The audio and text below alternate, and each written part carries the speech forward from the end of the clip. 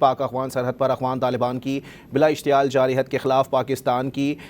Security forces کی مؤثر جوابی کارروائی جاری ہے۔ مذہبی اسکالر علامہ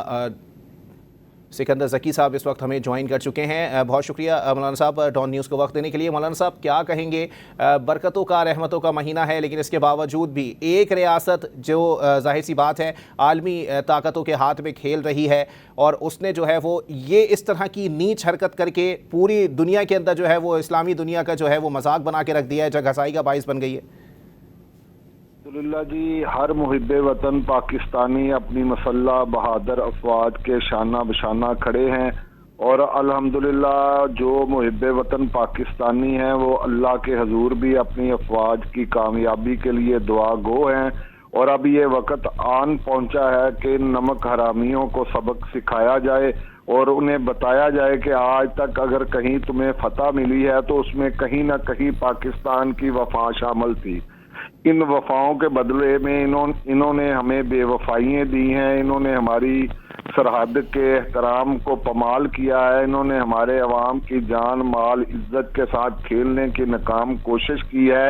ہماری افواج کو جرأت کے ساتھ ان کا سامنا کرنا ہے اور کر رہی ہے۔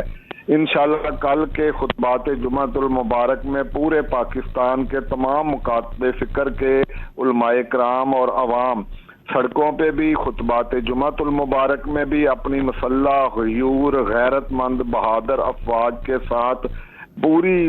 وفا کے ساتھ اظہار یکجہتی کریں گے اور ان افغانیوں کو پیغام دیں گے جن کے پیچھے اسرائیل اور ہمارا ازلی دشمن انڈیا ہے۔ فتنۃ الخوارج کو بھی اور فتنۃ الہندوستان کو ہم لوہے کے چنے چبائیں گے، اور انشاءاللہ پوری قوم